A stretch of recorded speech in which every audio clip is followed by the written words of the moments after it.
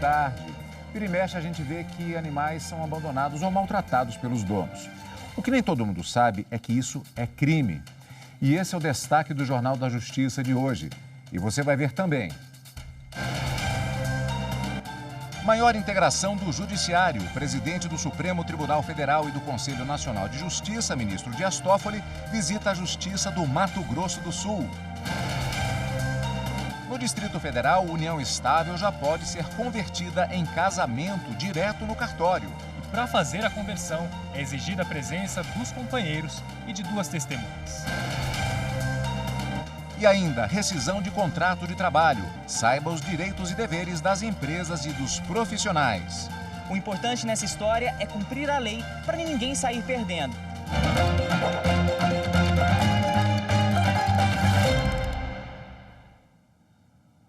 O plenário do Supremo decidiu nesta quinta-feira que o governo da Bahia pode descontar fundo de combate à pobreza de dívida com a União. Os ministros também iniciaram o julgamento do recurso de um vereador do interior de São Paulo. Ele foi condenado a pagar indenização por danos morais à servidora pública. A primeira ação a ser julgada pelo plenário do Supremo foi de autoria do governo da Bahia, que questionou a inclusão do recurso de um fundo estadual de combate à pobreza no cálculo da dívida que o Estado tem com a União. Além disso, a ação pede que o dinheiro, aproximadamente R$ 1,5 milhão de reais por mês, fosse descontado do que o Estado tem que investir obrigatoriamente em saúde e educação.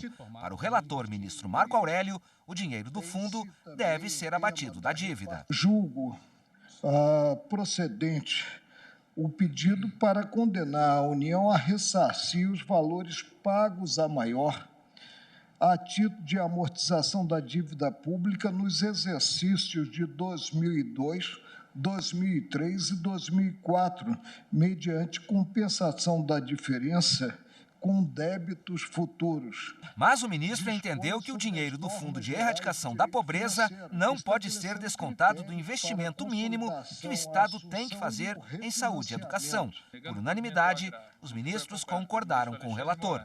Uma coisa é a exclusão para fins de amortização, para fins do total da dívida pública do Estado com a União. Obviamente, estaria a União dando com uma mão e retirando com a outra. Mas o Estado está obrigado a computar esse valor, esse plus que recebe do Fundo de Erradicação, Combate e Erradicação da Pobreza, é obrigado a computar na receita total e aí para a educação e saúde. Os ministros também analisaram um recurso apresentado por um vereador do município de Lorena, no interior de São Paulo, que pediu a revisão de uma decisão do Tribunal de Justiça do Estado de São Paulo. O TJ paulista condenou o vereador a pagar indenização de R$ 84 mil por danos morais a uma servidora pública que ocupava o cargo de secretário de Finanças do município.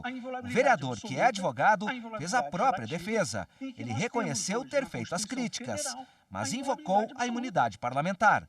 Porque eu não critiquei uma pessoa fora da administração. A crítica foi ao prefeito, em que eu chamei de ladrão, porque ele era um médico, que eu não entendia como é que era um médico. Contratava-se uma pessoa que não preencheu os requisitos para ser secretário de Finanças. Relator do recurso, o presidente da Corte, ministro Dias Toffoli, ressaltou que o Supremo já havia decidido que, ao contrário dos deputados federais, estaduais, distritais e senadores, os vereadores não têm imunidade total, apenas parcial. Mesmo rejeitando a ação, o ministro lembrou que nas cidades do interior, os agentes políticos ficam ainda mais vulneráveis às pressões do poder constituído.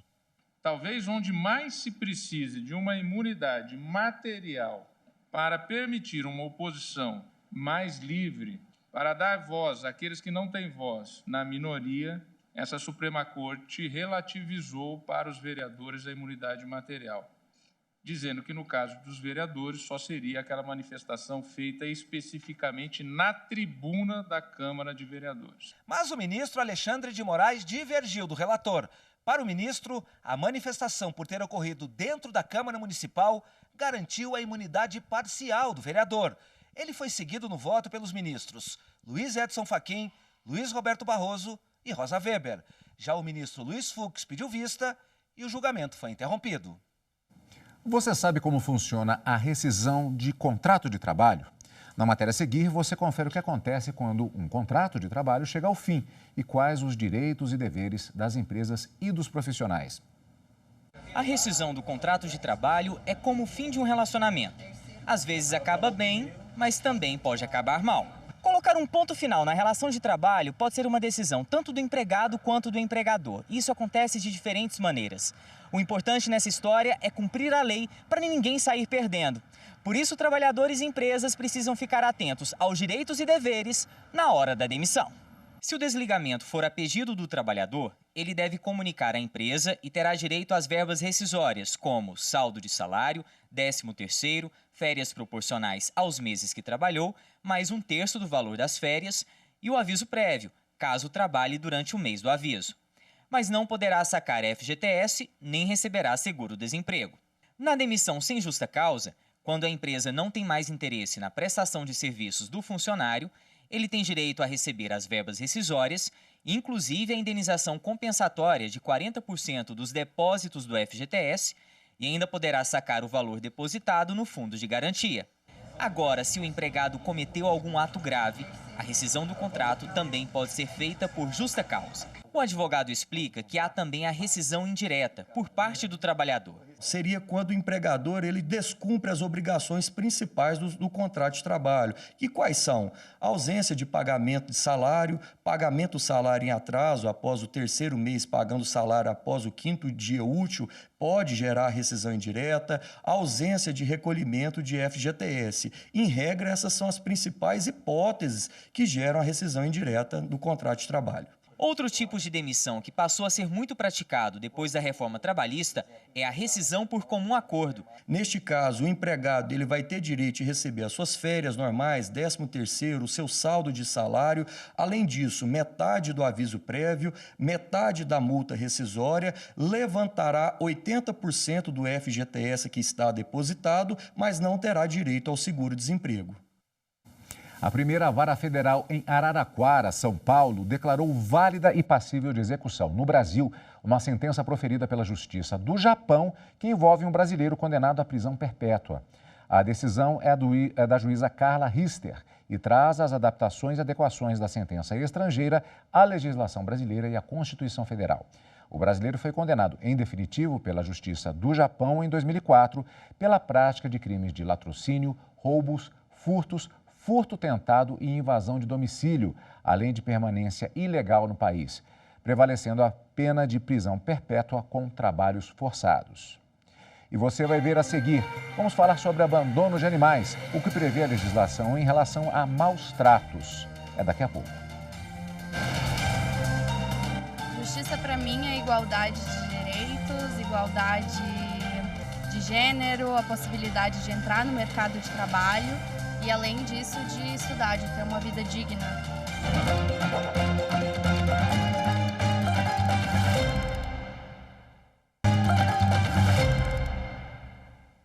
O presidente do Supremo Tribunal Federal e do Conselho Nacional de Justiça, ministro Dias Toffoli, está hoje em Campo Grande, no Mato Grosso do Sul, para o primeiro encontro com dirigentes dos órgãos do Poder Judiciário do Estado.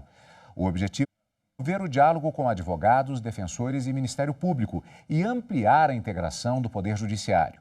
Pela manhã, o ministro se reuniu com magistrados no Tribunal de Justiça de Mato Grosso do Sul. Dias Toffoli também participou da entrega da reforma da Escola Estadual Lino Vilachá. O colégio foi reformado com recursos de 2 projetos do Poder Judiciário. O Pintando e Revitalizando a Educação com Liberdade é executado e custeado por presos de Campo Grande e já reformou 11 escolas por meio de uma parceria entre o Tribunal de Justiça do Mato Grosso do Sul e o governo do estado. Ainda hoje, Dias Toffoli deve participar de reuniões no Tribunal Regional Eleitoral, Tribunal Regional Federal da 3ª Região e Tribunal Regional do Trabalho da 24ª Região. O Mato Grosso do Sul é o 17º estado a receber a visita do ministro. E o ministro Dias Toffoli também comentou a morte do jornalista brasileiro Léo Veras, que foi executado quarta-feira na cidade paraguaia de Pedro Juan Cabaleiro. Em entrevista a um jornal local, ele defendeu maior cooperação entre o Poder Judiciário e órgãos de investigação e segurança pública para acabar com a escalada de violência na região de fronteira. De acordo com o jornal Correio do Estado, o ministro Dias Toffoli disse que as execuções que ocorrem na região não podem ficar impunes. Ao comentar o assassinato do jornalista Léo Veras, Dias Toffoli destacou que o judiciário brasileiro vem sendo convocado a contribuir com soluções efetivas para enfrentar o grave problema da segurança pública e que não há dúvidas de que o combate ao crime organizado nas áreas de fronteira pressupõe essencialmente ações integradas e efetiva cooperação institucional. Léo Veras foi executado na última quarta-feira na casa dele em Pedro Juan Cabaleiro. Ele era dono do site Porã News e vinha recebendo ameaças por causa da reportagem que fez sobre o tráfico de drogas na região. Apesar de ser crime, o abandono de animais é frequente. Em grande parte dos casos, os autores não são identificados, o que torna difícil uma punição. Por todo o país, organizações não governamentais dividem o trabalho de acolher e dar um novo lar aos bichos. Estas imagens foram feitas por voluntários de uma organização não governamental que atende animais em situação de abandono. Elas mostram dezenas de cachorros sem nenhum tipo de cuidado, sem alimentos, machucados. A ação dos voluntários ao encontrar cães e gatos em situação de abandono é rápida. Muitos abrigos recebem os animais temporariamente até que eles consigam um novo lar. Para que os maus-tratos não voltem a acontecer, é feita uma seleção criteriosa. Shakti foi abandonada e acabou cega durante uma cirurgia de castração por conta de uma bactéria. Mas a gatinha conseguiu um novo lar, quando a Melissa decidiu adotar um animal com deficiência, há quase 2 anos. Eu sinto que ter um animal nessas condições é você dar amor, né? Se você consegue ter essa troca afetiva, o animal sente isso também. Eles têm esse contato muito forte conosco, né? E para mim fez todo sentido, né? Hoje eu não consigo viver minha vida sem elas. A Mara faz parte da Associação Protetora dos Animais. A ONG auxilia pessoas que queiram adotar um animal de estimação. Também trabalha com a conscientização de que o abandono de animais é crime e busca melhorias na lei, que aumentem as punições para quem comete os maus-tratos. A pessoa, para ter um animal, ela precisa ter um planejamento. Não adianta a gente querer tirar um animal de uma situação de maus-tratos ou de uma situação de abandono para trazer para uma casa que não tem condições de recebê-lo. Hoje a pena para quem abandona animais vai de 3 meses a 1 ano de prisão. O autor dos maus-tratos também pode ser multado.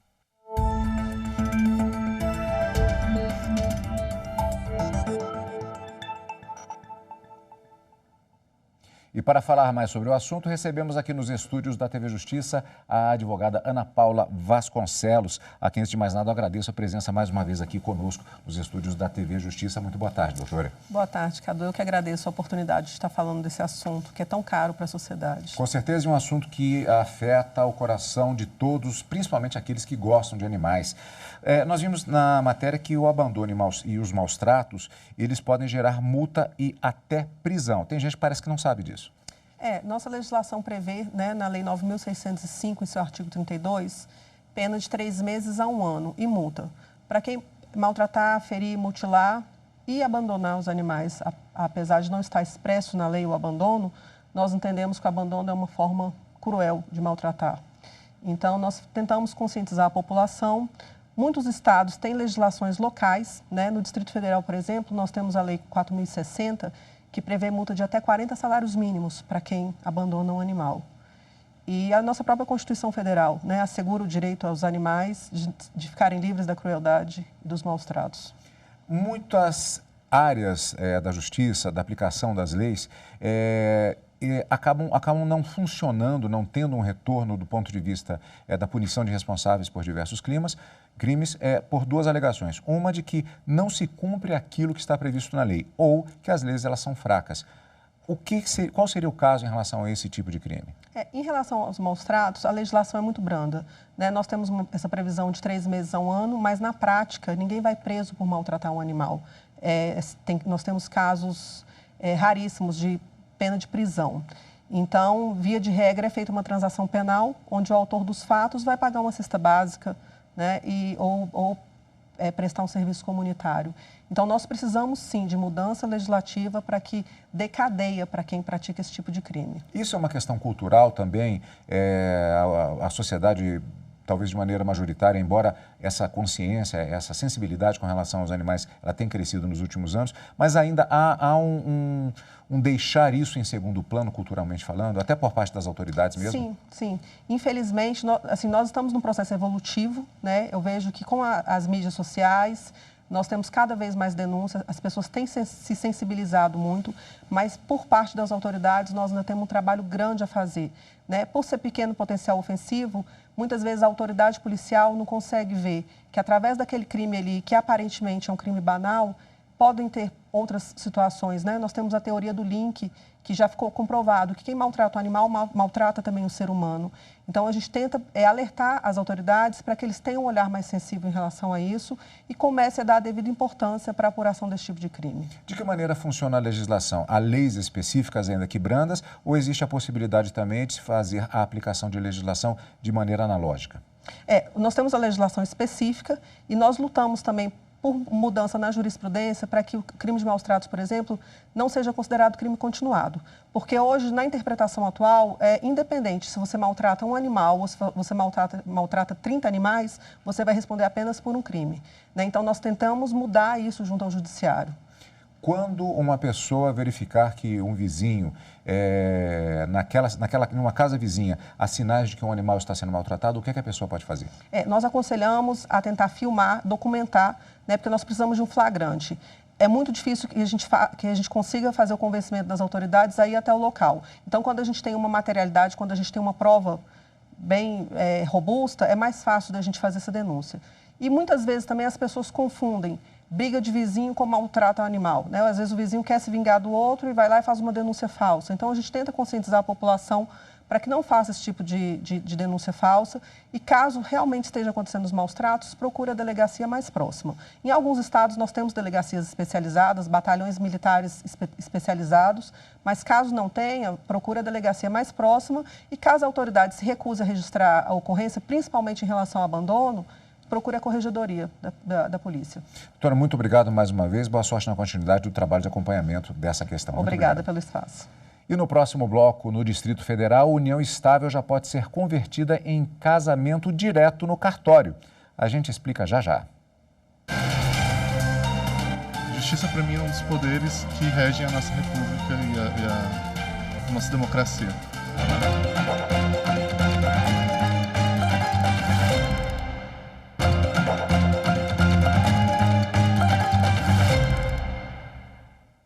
No Distrito Federal, a união estável já pode ser convertida em casamento direto no cartório, o que dispensa a obrigatoriedade do processo ser feito na Justiça. A mudança está em um provimento da Corregedoria de Justiça do Distrito Federal.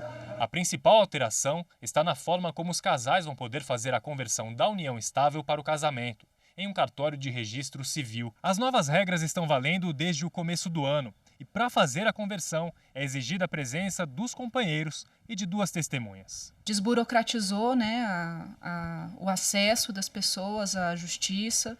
Agora é praticamente um rito de casamento mais simplificado ainda, o que eu acho que vai permitir que várias pessoas tenham acesso. Os direitos de quem vive em união estável e quem é casado são praticamente os mesmos, mas as 2 formas apresentam algumas diferenças. Para confirmar a união estável, há necessidade de comprovação do tempo de convivência, o que não é exigido no casamento. A união estável também ocorre mesmo sem a existência de um documento. Já o casamento precisa de uma certidão. E na união estável, não há mudança do estado civil. Achado não é roubado. Quem é que já não ouviu esse ditado? Mas ficar com objetos alheios é crime, previsto no Código Civil também e, claro, no Código Penal. Quem se apropria do que é achado pode até ser preso e pagar multa. Quem nunca perdeu alguma coisa? Perdi casaco, perdi documento, perdi uma carteira no ônibus uma vez. Eu perdi um documento do guarda-chuva. Nos vagões do metrô do Distrito Federal são esquecidos mais de 6.000 objetos por ano, que vão parar nos achados e perdidos da empresa. São chaves, óculos, documentos, cartões de banco e guarda-chuvas. Esses, então, batem recorde. Em 180 dias foram 794. Como os donos não apareceram, o metrô resolveu compartilhar os objetos, que ficam assim nas estações. Quem precisa pode usar, mas tem de devolver depois. Geralmente as pessoas pegam e levam para casa, né? E aqui tá deixando guardado para de repente alguém que esqueceu levar. Acho a atitude bem interessante. Se eu esqueci, outra pessoa pode esquecer e um ajudando o outro. Acho que é muito importante, bastante legal. Quem acha documentos nas ruas pode entregar em uma agência dos Correios, que guarda por até 60 dias. Depois disso, é encaminhado para os órgãos competentes. No Distrito Federal, em média, são recebidos 1.500 documentos por mês nas agências dos Correios. E fiquem ligados, a máxima achado não é roubado não é bem assim.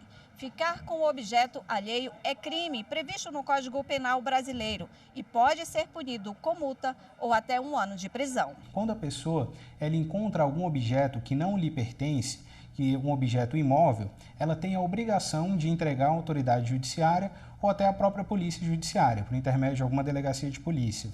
E, dentro desse prazo de 15 dias, ela restitui esse objeto. Dentro do Código Civil, a gente tem também esse mesmo prazo, essa previsibilidade, e a pessoa tem direito a uma indenização de 5% do valor desse bem e também a outra indenização que é pelo tempo que ela teve de guarda desse objeto. Guarda e transporte, seja para deslocamento até ir à delegacia, seja do tempo que ela teve que guardar esse objeto, ela tem esse direito a essa indenização. Para saber se o documento perdido está nos Correios, basta consultar o site da empresa.